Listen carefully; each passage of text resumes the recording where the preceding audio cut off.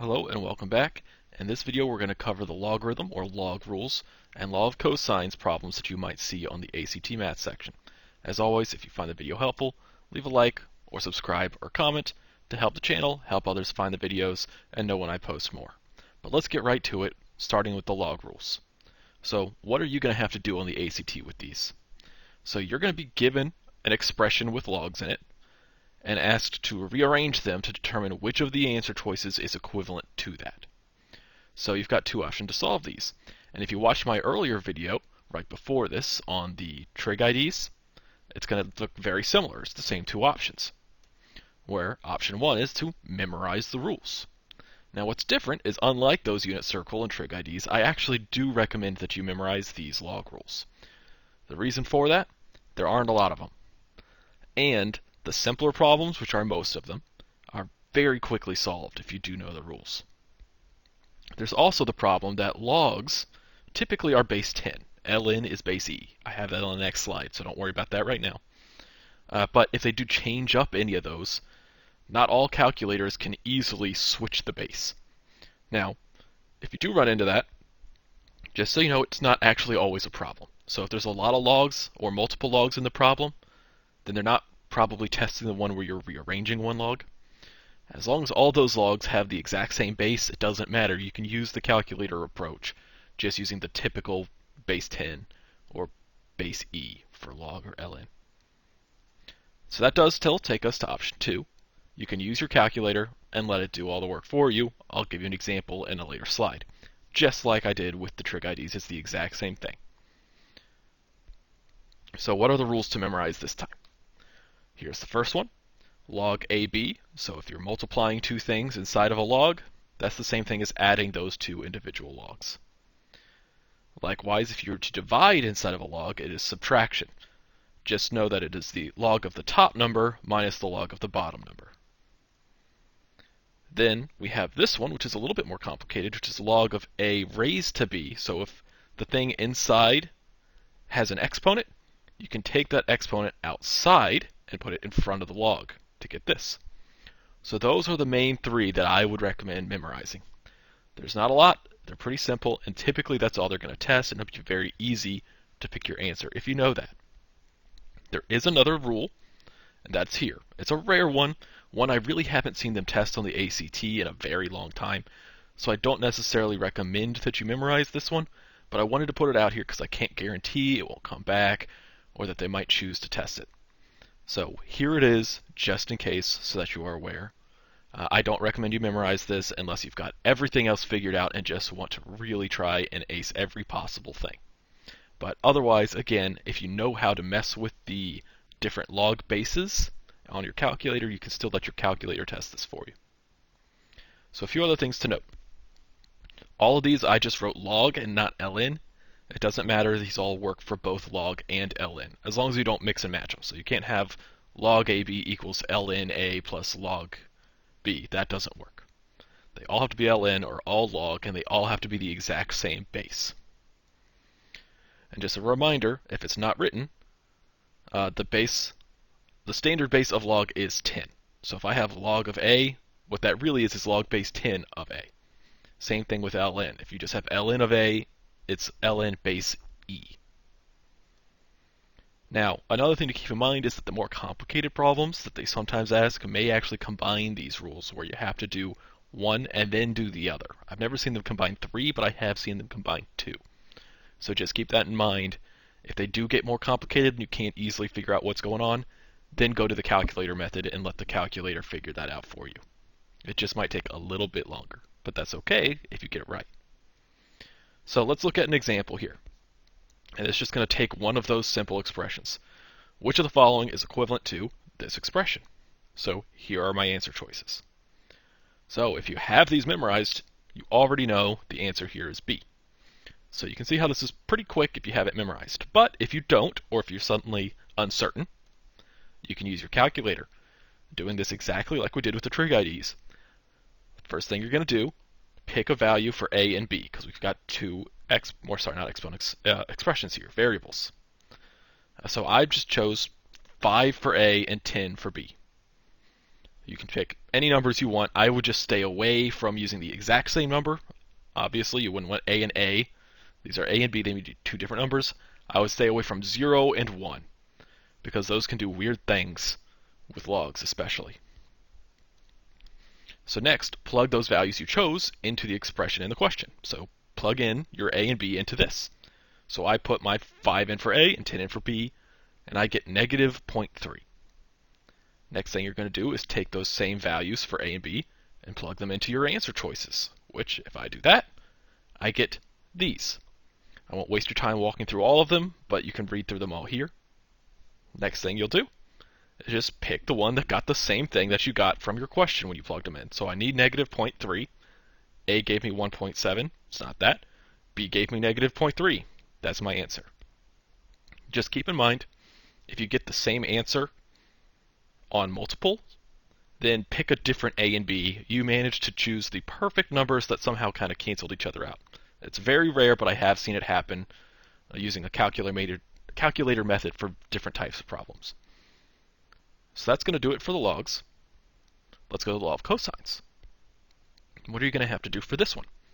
You're going to be given a triangle, and then you're going to choose the answer that has correctly set up the law of cosines equation for that triangle.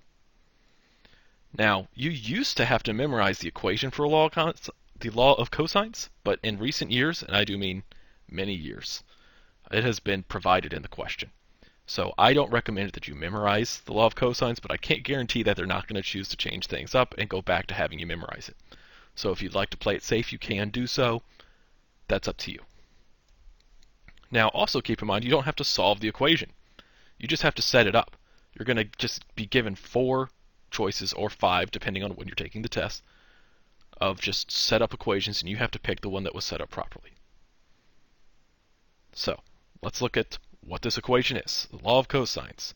C squared equals A squared plus B squared minus 2AB cosine C. That looks like a lot. Again, you don't have to memorize this. They're going to give this to you, and it's going to look like this. It's possible they could change up different variables. So instead of A, B, and C, maybe they'd use X, Y, Z. It'll be the same idea.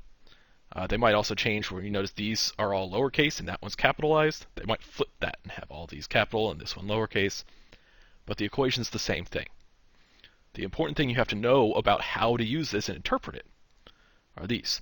So first, the way I have it written, the lowercase letters are sides. Notice A, B, and C, these are all the side lengths. The uppercase, so that C right there is uppercase, that's an angle. So A, B, and C, those are angles. So there's only one angle in this equation, but all 3 sides are going to be plugged in somewhere. So when you do see this, notice if I have angle A, the side opposite of that angle is lowercase a. Angle B, the side opposite of that is lowercase b. Same thing with C. Opposite of C is side C. And that is very important. Now, if you can't remember, well, which ones are angles, which ones are sides, this is a cosine. A trig function you only plug angles into. So whatever is next to that cosine and plugged into that, that's an angle. Everything else is a side. Now, one of the other most important things is that any angle of the triangle can be used. So here we used C, this angle here. But I could use any of them I want. I could use A, I could use B. I would just have to change up these letters to do that. In order to do that, so whatever angle I do choose to use, the side opposite of that angle, so in the case of C, C is the side opposite. That has to go on this side of the equation. So whatever angle is here in the cosine, all the way on the other side of the equation by itself has to be the side that is opposite of this one. That is the most important thing. Then the other 2 sides are what's going to be plugged in here. So the A, B, and then here we have AB again. Now, for those 2 sides, the A and B, they're interchangeable. So if we're using C like we are in here as my angle, well, obviously this one opposite, that's going to be C, but how do I know if they don't have this angle or this letters here and they just have 2 numbers, which ones of these is A and which one's B? It doesn't matter. I could have made this A, that B when I'm plugging this in, because A squared plus B squared is the same thing as B squared plus A squared, and A times B is the same as B times A. Does not matter. So the key thing here is just to know whatever angle is here, the side opposite of that has to be on the other side of the equation, and the other two sides are going to be what's in here. Whichever one you want to call what doesn't matter. And then finally, just make sure that the pluses and minuses are correct.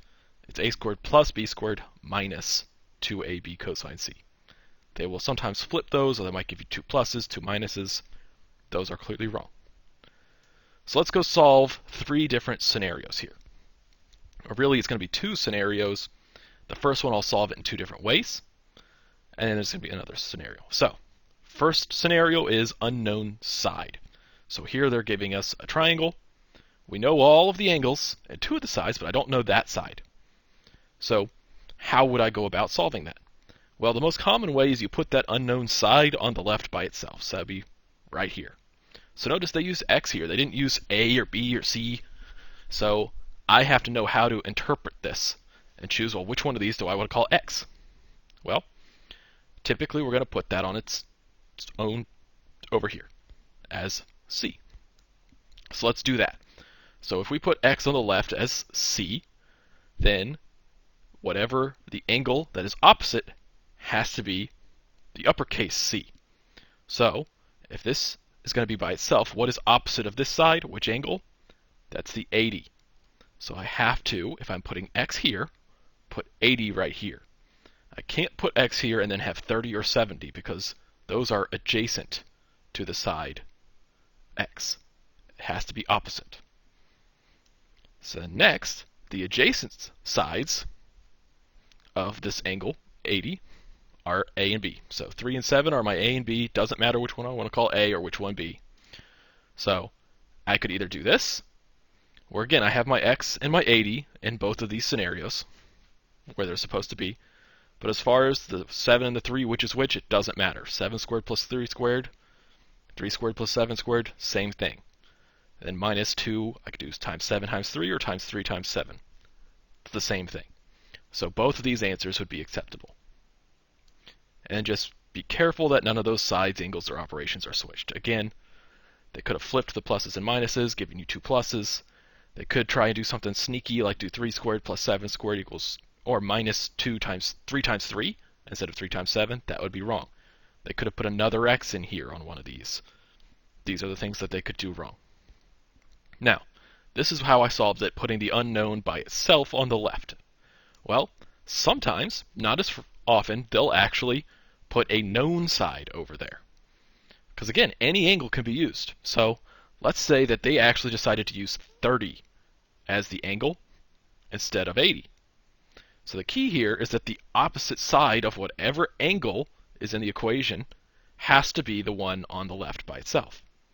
So if 30 is plugged in to cosine in one of our answer choices, that can be okay as long as opposite to that is the 3. So if I've got 30 in, then 3 has to be the side by itself. So that would give me 3 squared plus, I haven't decided what a and b are yet, cosine 30. This would have been just as fine as the earlier scenario where I had x over here and 80 here. Either is okay. But to do that then, I still have to plug in my a and b correctly. So if I'm using 30, then my a and b are x and 7. I just have to choose which one I want to call what, and it doesn't matter. So if I plug it in either way, I still have my 3 here in both scenarios and my 30 here, so those are opposites, so I'm okay. And then that just leaves x and 7 to plug in at each of these places. Which one I want to put as a and which is b doesn't matter, these are the same expression. So again, just be careful, make sure they didn't flip anything on you. This would have been just as correct as the earlier slide, and they're not going to make you choose between this or the scenario I had on the previous slide. They'll only have one correct answer in there. So now that we've done the unknown side, let's look at one where I don't know the angle, but I know the sides. So unlike the unknown side, there's only one way to set these up. And that's because the equation only has one angle in it. So if I'm looking for an angle, it's got to go right here. So that's going to be x. So that means if I've got x as my angle, opposite of that is the 9, so that has to be on this far side of the equation. So I have to put 9 here if I have x here, because they are opposites. And then that leads me to, well, what do I want to call a and b? So if I'm using x, a and b are my adjacent sides, so 7 or 3. I don't care which one you will call it, a, which is b, just like before. You end up with two scenarios that are the exact same equation, just they've got a few things flipped in here to get to be the same thing. So either of those would have been correct. And once again, double check, make sure they didn't flip any of my operations or put a 9 in here as well as over here or anything like that. So now, just before we finish, I want to look at, well, how do I deal with the fact that this is multiple choice? Everything I just told you so far was if you were to just solve the problem on your own, writing out. That's not what you have here. You have multiple choice, so you can make it a little easier on yourself by just eliminating things that are clearly wrong. So first, just go look at the operators, the plus and minus. Get rid of any of them that aren't correct, because you're supposed to have a plus here and a minus here. So notice, this has a minus here and a plus here, so A is gone right off the bat. I don't have to look at it anymore. But B, C, and D are okay as far as the operators. If you're lucky, you can get rid of a few just from that. Then, we have the fact that whatever angle I do plug in, the opposite side of that angle has to be by itself on the other end of the equation. So let's go look and see if that's the case for B, C, and D. So for B, we put in 30. And opposite of 30 is 3. Is that what we have? Yes, 3 is over here and 30. That is fine. I don't have to use 80. I don't have to use 70. I don't have to use 30. I can use any of them as long as whatever's opposite of whatever I choose is what's over here. So B is okay. How about C? In C, they used 80. Well, what's opposite of 80? X. So 80, X is by itself. I'm okay. So B is okay. C is okay. How about D? In D, they used 70. What's opposite of 70? 7. So is 7 over here by itself? No. So D cannot work. So now A is out, D is out. I'm between B and C. Now, if you are confused at this point and what to do between those two, or you run low on time, you can guess and you have a 50-50 shot. That's way better than just a blind guess at the beginning. But the last thing to do is just check the remaining very closely to confirm that the A's and B's were plugged in correctly. So if we look at B, I know that this was okay and that's okay. But if I'm using 30, then my adjacent sides are X and 7 as my A and B. So X and 7, that's fine as my A and B, but then I have 7 and 3. So they put in this side again over here. That is not correct. So B is gone and that leaves C. So let's just double check all the rules for C to make sure it was right. So starting with the operators, I have plus and then minus. That's what I'm supposed to have. The angle I chose is 80. What's opposite of that? X. Is the opposite of this angle over here? Yes, it is. That's okay. And then for 80, what are the adjacent sides? 3 and 7. Are those what I see over here? 7, 3, 7, 3. That's correct. I'm good. That's my answer. And that's going to do it for today. Hopefully this was helpful, and I'll see you on the next one.